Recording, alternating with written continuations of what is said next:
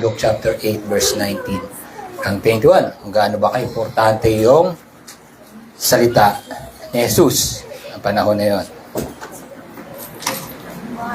Sabi rito, sige, Luke chapter 8 verse 19 hanggang 21. And then his mother and his brothers came to him, but they could not reach him because of the crowd. And he was told, "Your mother and your brothers are standing outside, desiring to see you." But he answered to them, "My mother and my brothers are those who hear the word of God and do it." Ay pamanalangin, salamat Ama sa iyong kabutihan at tapatan na salita, iyong inahayag sa amin. Maraming salamat sa pagsisilbi at sa sisilbi sa amin sa pamamagitan ng iyong salita na siyang aming kailangan at siyang napakahalaga. Hindi Ama, ito ang aming gabay sa aming buhay at sa aming pananampalataya. Ito aming dalangin sa ngalan ni Jesus. Amen. Amen. At this time, Jesus Christ na napakasikat na talaga at tinuturo na siya ng mga tao. Baga marami siyang fan base. Baga ang mga tao ay pinapalibutan siya. This time, yung kanyang nanay sa kanyang mga kapatid, so ito yung pinapakita na sa Catholic na sinasabi nila ay perpetual virgin si Mary, pero may anak siya pagkatapos ni Jesus Christ. Hindi lang brothers to, mayroon siyang kapatid na babae. So hindi lamang lalaki ang mga kapatid niya, may kapatid siya din siya mga babae. So marami siyang mga kapatid. So hindi siya sinasabi nila na perpetual virgin si Mary, hindi po. Ito yan, dahil sinasabi, meron siyang kapatid.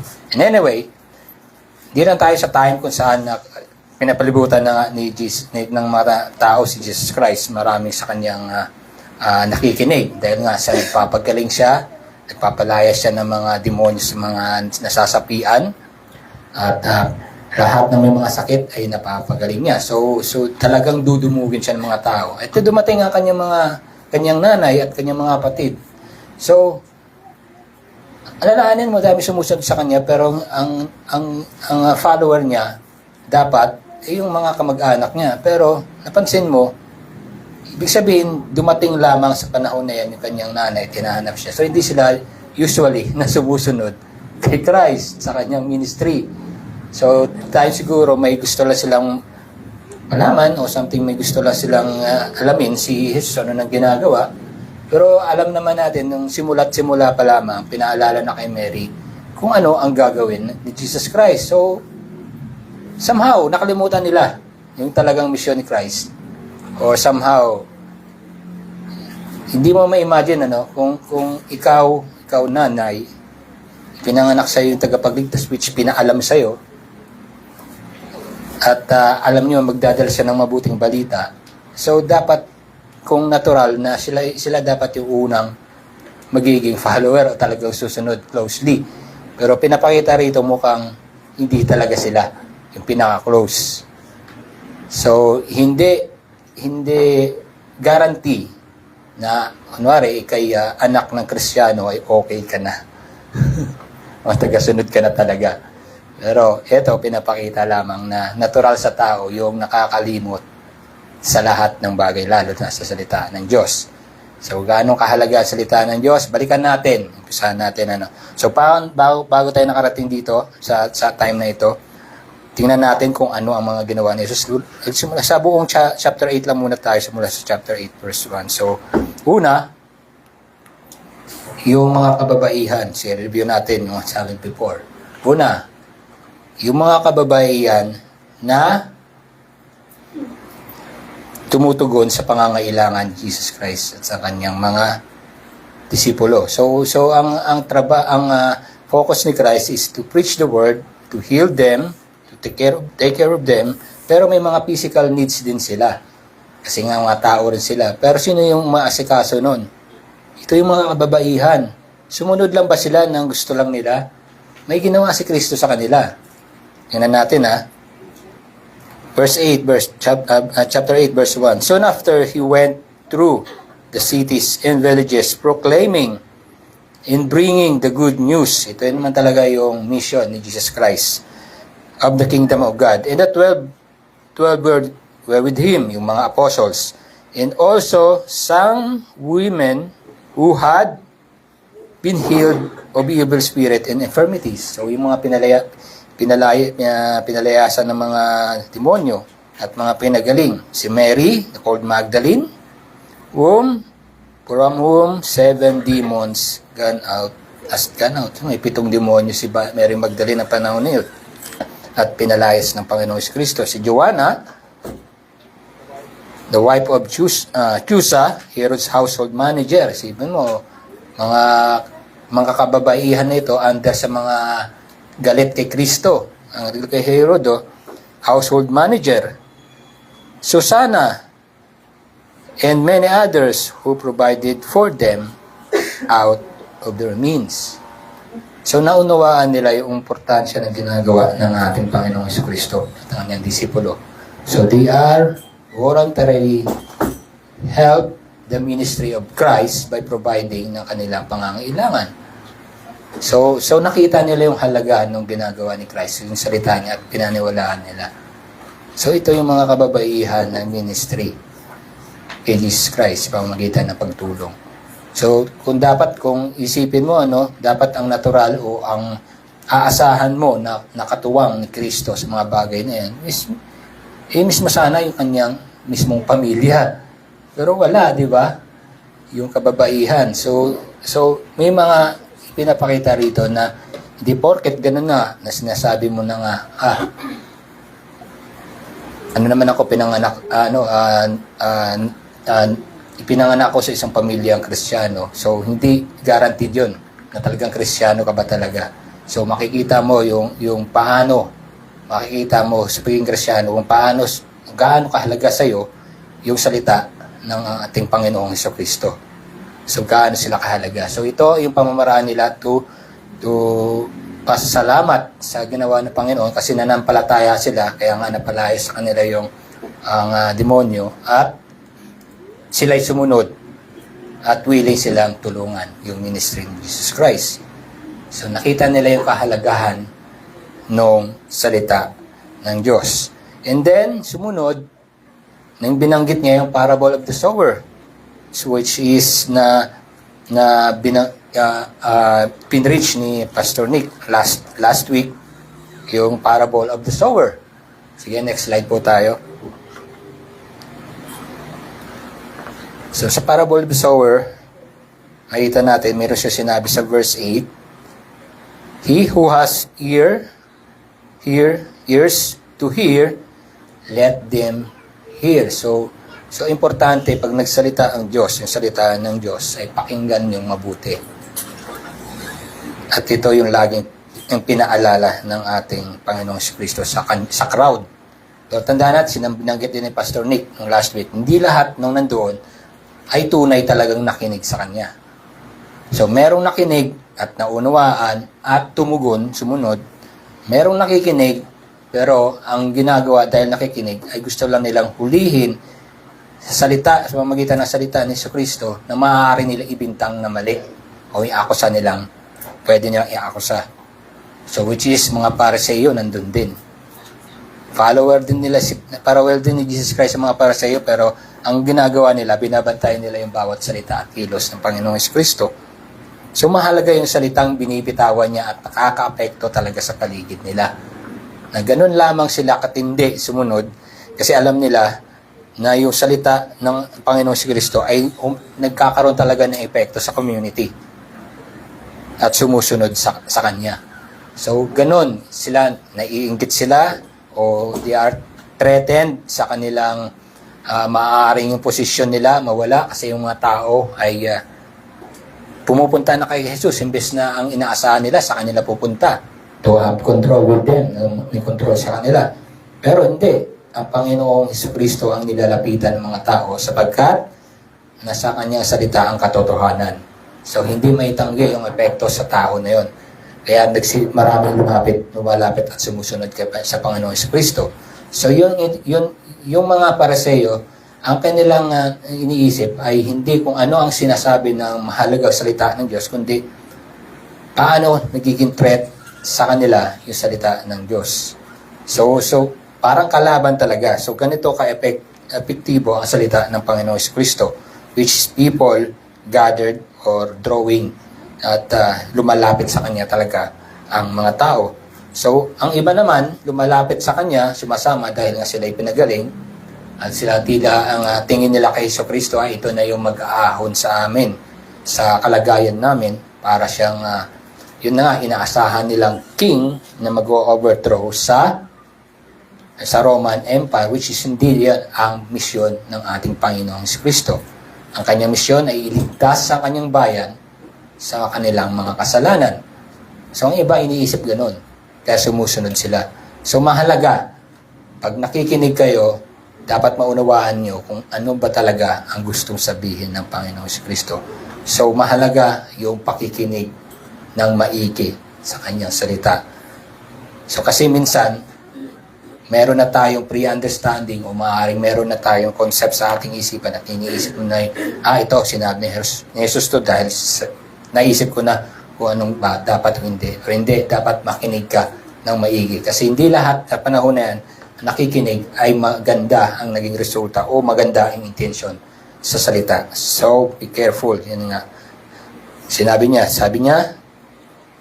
sunod as for that, in the good soil, yung sa good soil nga, they are those who, hearing the word, nakikinig sa salita, hold it fast in an honest and good heart and bear fruit with patience.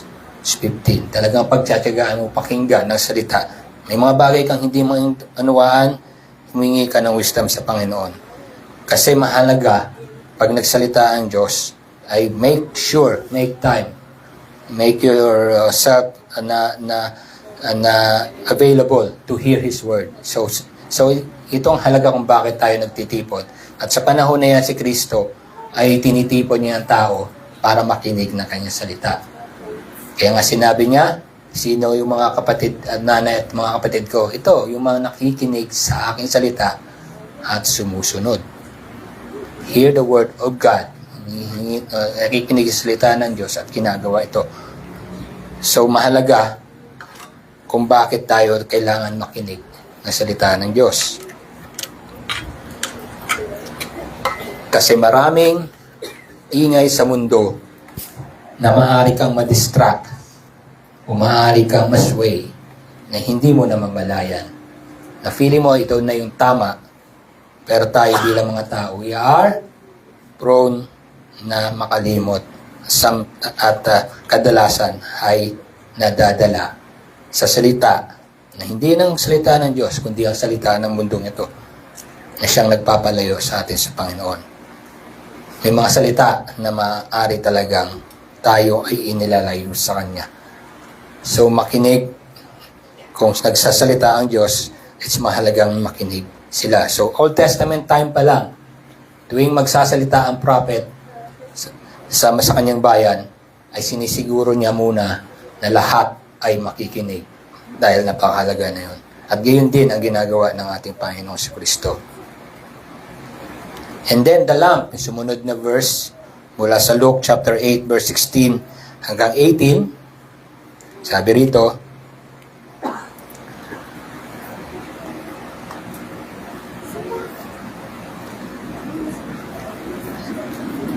verse 16, no one after lighting a lamp covers it with a jar or put it under a bed, but put it on the stand, so that those who enter may see the light. O nga naman, logically, nagsindi ka ng ilaw, tatakpan mo lang naman. Hindi naman pwede. Nag-ilaw ka pa. Di ba? So, ganito yan. Once you receive the word, which is the truth, na eventually, yung truth naman talaga naturally, dapat ine-expose. Dapat pinapalaganap dahil totoo siya. So, hindi mo siya itatago. Hindi yan katulad ng secret. Sa akin ang sekreto. Sa akin ang katotohanan. Inatago mo for what? Pero hindi. Para makita ng lahat. For nothing is hidden that will not be made manifest. Totoo naman. Nor is anything secret that will not be known and come to light. But, sabi niya, responsibility natin, take care then how you hear. Mag-ingat kayo sa kanan nyo sa pinapakinggan. For the one who has more will be given, and from the one who has not, even what he thinks that he has will be taken away. So ganito ang maging kalagayan. Either you are with him or not him. O nakikinig ka o nasa iyong salita, pero kailangan mong ingatan para mayroon kasi iba, feeling nila ang salita ay nasa kanila. Pero hindi, pag mali yun, sabi ng Panginoon, maski yung tingin nila sa sarili nila na mayroon sila, ay kukunin ko pa rin, ko na rin sa kanila. So wala talaga. At least, walang-wala talagang huhubaran ka ng lahat ng mga maaari mong alam. Dahil hindi yan i-acknowledge ng ating Panginoon. Ganito yung itsura pag yung feeling mo ay nasa iyo talaga. At yung kayabangan ang umiral sa iyo. At sabi ng Panginoon, ang warning niya, kahit yang ang iniisip mong nasa iyo ay kukunin ko pa. So sa text na ito, makikita natin, sinasabi, let the people see the word, or let the people hear the word, at makinig. Dapat makinig. So, yung salita ng Diyos ay hindi itinatago. Pagkos ay inahahayag. Kasi yun naman talaga ang nature nun. Nais ng Diyos na mapakinggan ang kanyang salita. Let the people see the truth of God. So, yung katotohanan ng Diyos ay pinapakita ng ating Panginoon Kristo sa panahon na yan. So, hanggang sa ngayon, yung katotohanan ng ating Panginoon, which is ang mundo, ay may mga pumipilit pa rin na dinidiscredit yung katotohanan ng Diyos. Marami yan na hindi pa rin naniniwala. Meron din sa tingin nila ay naniniwala, pero naniniwala sila for the benefits or something na nakikiuso lamang. Pero yung katotohanan ng bilang Diyos ay pinapakita. So yung ating mga confession ng binabanggit kanina, which is the truth of God, so kailangan ihayag yun at ipakita. Kaya pinapaulit-ulit natin binabanggit yan. Kaninang binabanggit niya ating Athanasian's Creed, Apostles' Creed, andyan yan. That's the truth of God. So yung katotohanan na yan, alam natin na patuloy na dinidiscredit sa panahon nila. Panahon pa ni Kristo, maraming kumukontra. Maraming nasasabi hindi siya totoong Diyos. At inaakusahan siya ng blasphemy. Nag-aastahan Diyos, di ka naman Diyos. Yun mga Pariseo, yun ang paratang sa kanya. And third one, take care how we hear the word. So mahalaga na nandito tayo sa isang simbahan. Mahalaga na nagkakatipon tayo. Na mahalaga kung saan natin nanggagaling yung salita. Kasi yung salita ng yung mga text sa Biblia, marami kang mapapakinggan yan. Mabilis na lang yan. Yung ating panahon ngayon, social media age, ang internet, madaling mag-access. Ang problema, tama ba yung pinapakinggan?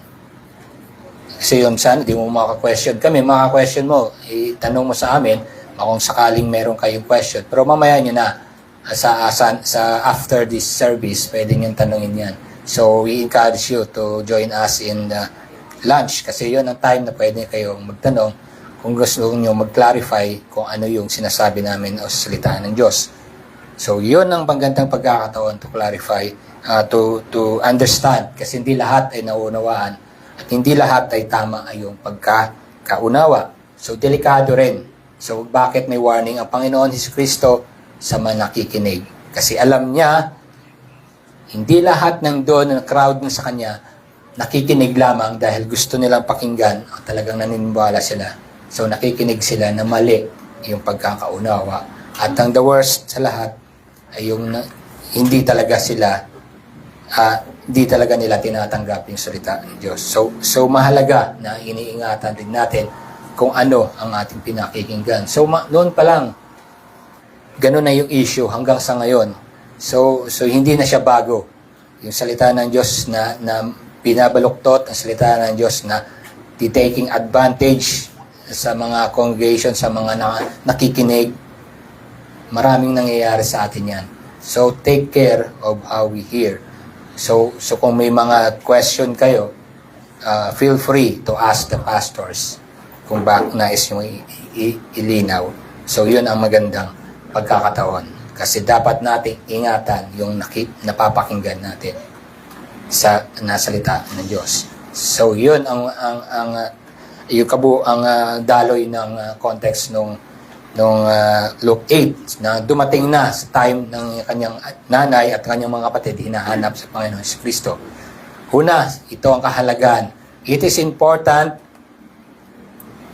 that we decide to hear and take heed. Hindi lamang tayo nakikinig, which is need to respond. Kasi nga nanampalataya ka doon sa sinabi niya, dapat merong respond tayo. His word, because it shows how we have a relationship with Him. Doon pinapakita kung pinapakita na meron tayong relasyon sa Kanya. So yung kanyang mga magulang sa kanyang kapatid, may relasyon ba? Technically meron kasi sila mga sibling ni Jesus Christ, saka si Mary, nanay niya talaga sa kanya siya galing eh. Pero sinabi ni Kristo, sino yung mga kapatid ko? Ito yung mga nakikinig sa salita ng Diyos at ginagawa ito. So doon naman masasabi kung talagang nakikinig ka ng salita ng Diyos. At again, yung mga follower niya, hindi lahat ay nakikinig talaga ng salita niya. Pumupunta lang sila dahil nga maaaring may makinabang sila, which nangyayari hanggang sa ngayon. They taking advantage the Word of God for their benefits. So, very warning na talaga yan noon pa. So hindi na yan bago. Sabi niya, my mother and my brother are those who hear the word of God and do it. So mahalaga na tayo bilang mananampalataya, kaya tipon. Ito ang ginagawa natin, although we say the service, Sunday service, pero ang tunay talagang nagsisilbi sa atin na hindi tayo. We can help, we can be a part na para maging maganda at maging komportable ang ating pakikinig na salita. Pero ang talagang meron dito na service ay yung service ng Panginoong Jesucristo sa atin.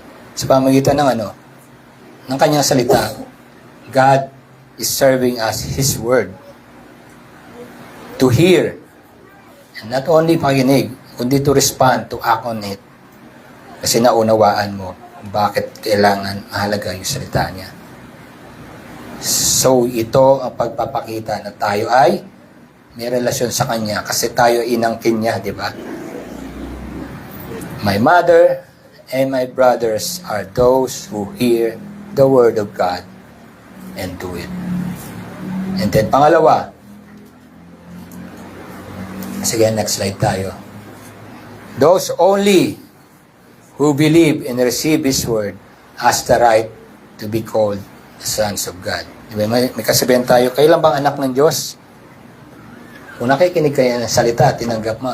Kanya, siyempre, anak ka ng Diyos. Sure yun. Tingnan natin sa John chapter 1 verse 9 to 12. Ito yung katotohanan na nangyayari talaga, na hindi lahat ng nakikinig na salita niya ay tinanggap, meron nagre-reject. The true light, which gives light to everyone. So nandun yung context ng lamp. Siya yung light, the true light, and gives light to everyone. So, di ba yung light kanina si binanggit? Di ka naglalagay ng ilaw para lamang takpan mo. O di lalagay mong ilaw para lahat ay makakita. Coming into the world. Siya yung pumunta, hindi tayo yung lumapit. Siya yung pumunta, yung light mismo. Pumunta. He was in the world, and the world was made through Him. Yung mundong ito. Yet the world did not know Him. Lahat ba ay tinanggap ng Panginoong Kristo sa panahon niya? Hindi. Nireject siya. Diba? Hindi siya nakilala. He came to His own, in His own will. Pumunta siya at bumaba siya sa trono niya just to be with us. And His own people did not receive Him. Yung sakit nun, di ba? Mismo yung kanyang mga bayan ay hindi siya tinanggap. Naalala mo yung centurion, yung last na aking sermon?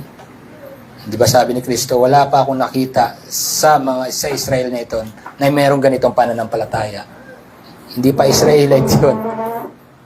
Isa siyang Romano. So, totoo yun, sinabi niya. He came to His own, and His own people did not receive Him. But all did receive Him who believe in His name. He gave the right to become the children of God. So, tama yung sinabi niya.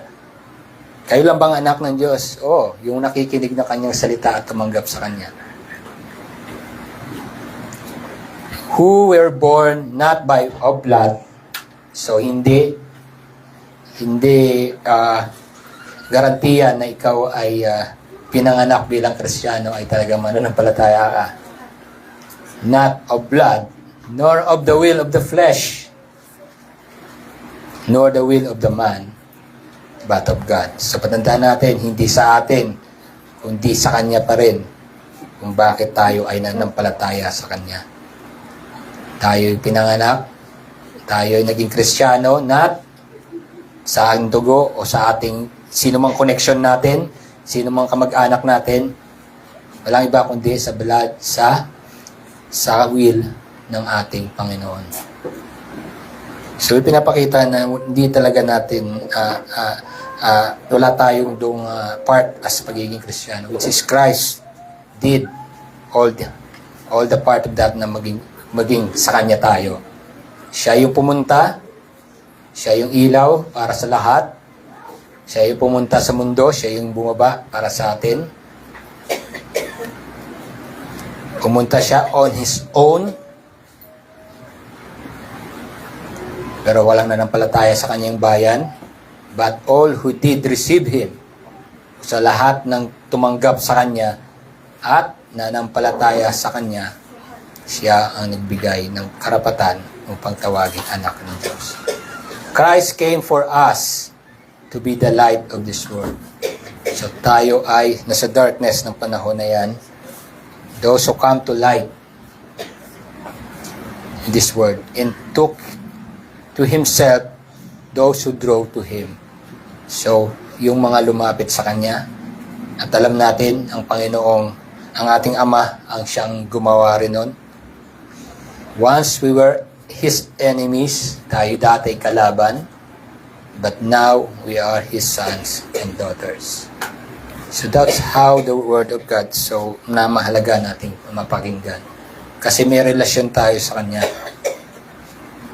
They gathering us here not because na kailangan natin gawin. Ginather tayo ng ating Diyos dahil tayo inangking Kanya. Tayo ay Kanyang kapamilya. Tinuring tayo Kanyang mga anak ng ating Ama. This is how Christ has done for us. So yung Kanyang salita, yung siyang binigay sa atin, ito yung dapat nating dapat nating tanggapin, at hindi lamang natin tayo nakikinig lamang. Dapat we have to act on it dahil nanampalataya tayo. So isang initial na respond to the Word of God is pasasalamat sa Kanya. Kasi naunawaan mo kung ano ang ginawa Niya para sa'yo. Just to be with Him, para Kanya maangkin. He died, He bled and died on the cross para sa atin. Siya'y namatay, ngunit muling nabuhay, at gayon din tayo ay mamamatay dahil sa ating kasalanan. Gaya ng ating Panginoong Kristo, tayo ay mabubuhay muli dahil sa Kanya.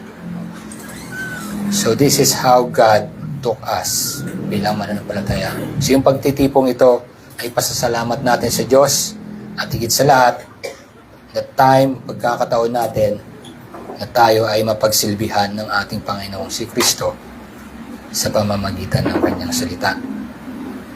So praise God. God who is so patient enough to wait for us.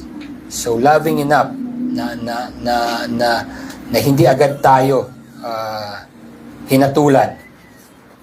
Patient enough that ang kanyang salita ay patuloy na mag-grow sa atin tulad ng sower. Yung seed ay ang seed ay hindi problema. Ang problema ay yung tumanggap ng seed na yon.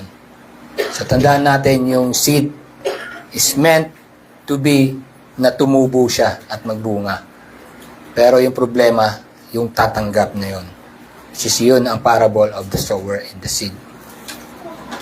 Yung lupa na tumanggap, which is who believe in Him and receive Him. Sabi nga, di ba? As for that in the good soil, they are those who hearing the word, who hold it fast in an honest and good heart, bear fruit with patience. So di tayo yung nagpapalago ng salita papalago ng salitang ating natanggap mula sa Diyos, kundi siya rin mismo. At tayong problema, ang may problema sa mga tumanggap. Maaari mababagal yung ating paglago, maaaring somehow ay may mga balakid, but ang ating comfort na yung seed na tinanim sa atin, which is perfect, it is meant to be na tumubo dahil sa pangangalaga ng ating sower, yung ating Diyos. Siya yung gardener na nag-aalaga sa atin. So, we come here to hear the word, not just to hear the word, but to take heed on this. Kasi yun ayan ang patunay na tayo nga ay nananampalataya sa kanyang salita. So, ang ating comfort today as the rest sa ating lahat, na ang ating Panginoon ay pumunta rito. Siya mismo ang lumapit. Siya mismo ang nagsilbi. Siya yung naglingkod sa atin, which pamagitan ng kanyang salita. Nagiging napaka-patience niya sa hindi niya hinatulan agad kundi dumating siya rito na tayo ay ligtas niya. Bagamat nireject siya, pero ang hindi lahat ay nag-reject, merong nakinig. So ganon ang salita ng Diyos, ganon kahalaga na tayo ay patuloy na makikinig ng kanyang salita. Tandaan natin ang ating kahinaan, yung makakalimutin tayo. At the worst is, we take advantage o ginagamit natin sa hindi tama yung napakinggan natin salita. So, hindi na dapat natin tayo ay basta, hindi lang tayo tumatanggap ng salita ng Diyos. We have to take care kung ano yung tinatanggap natin. Kasi sometimes, pag ginamit natin ng mali, ay talagang hindi maganda ang epekto nito. So, lahat yan may nangyayari sa atin sa paligid. Those who hear the word na to take advantage, ay nangyayari yan. So, Christ came for us to be the light of this world. And took Himself, those who drove to Him. Once we were enemies, tayo minsan naging kaaway, but now, we are His sons and daughters. Tayo po'y manalangin.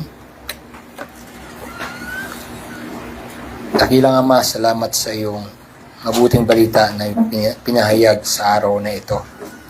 Panginoon, alam namin, maingay ang mundong ito. Sadyang minsan ay nakakalimot kami kung ano talaga dapat namin pakinggan. So much na ang mundong ito ay ang ingay nila ay parang tila ba'y napakasarap pakinggan, tila ba'y napakasarap manatili doon at patuloy na sumunod doon. Pero Panginoon, ito yung pagkakataon at kami nagpapasalamat na minsan sa isang linggo ay kami nagkatipan upang makinig ng iyong salita at palalahanan kami na mas mahalaga ang salita mo kaysa yung mga sinasabi ng mundong ito. Mayroon sa iyo ang pag-asa at kapahingahan. Ang mundo na tila ba sa tingin namin, akala namin ay ay nagbibigay ng kagalakan ngunit pangsamantala lamang. At minsan ay nililigaw na kami at hindi namin namamalayan. Kaya maraming salamat sa patuloy na paalala sa amin. Sa tuwing linggo kami yung tinitipon at ito yung nais to receive the word from you. At hindi lamang yung pag-receive, Panginoon, kundi to sustain us, to remind us kung sino kami, kung ano ang mayroong relasyon, ang relasyon namin sa iyo. Kami yun ang inangkin bilang sa iyo. So hindi na kami nararapat na magpaangkin pa sa iba. At somehow, minsan, Panginoon, kami ay nagkakasala at nakakalimot. So Panginoon, patuloy mo kayong paalalahanan sa iyong salita. Nawa ay aming itong ingatan, hindi namin abusuhin, pagkos aming ihahayag upang ang iba naman ay mapakinggan. Ganito mo, ginather ang iyong mga taong nasa iyo. Kaya dapat lumalapit sila sa salitang binibitawan ng Diyos sa pamagitan ng ating Panginoon Kristo na siyang salita na nagkatawang tao upang aming makasama. Ang salitang ito ay Diyos na siyang namuhay dito sa mundong ito kasama ng kanyang mga nilikha upang mapakinggan, upang iligtas yung sa kanya. Alam namin, Panginoon, na mayroong nagre-reject ng iyong salita at mayroon ding sadyang inaabuso. Kaya patuloy mo kaming bigyan ng wisdom how to take care kung ano ang aming naririnig. How to take care of ourselves na huwag kaming maligaw. Walang iba kaming gabay, walang ibang susundan, kundi ang iyong salita. Siyang nagiging daan namin na aming lalakbayin. Ikaw ang liwanag, ang salita ay liwanag sa aming paanan kung saan kami lalakad. Yung salita ang nagbibigay buhay sa amin sapagkat siya yung tinapay ng buhay na mula sa langit. Ang iyong salita ay buhay na mula sa tubig na walang hanggan sapagkat kung sino man ako tumanggap na ito ay hindi na mauuhaw muli. Ganito kahalaga ang iyong salita. Ganito kahalaga ang iyong mabuting balita.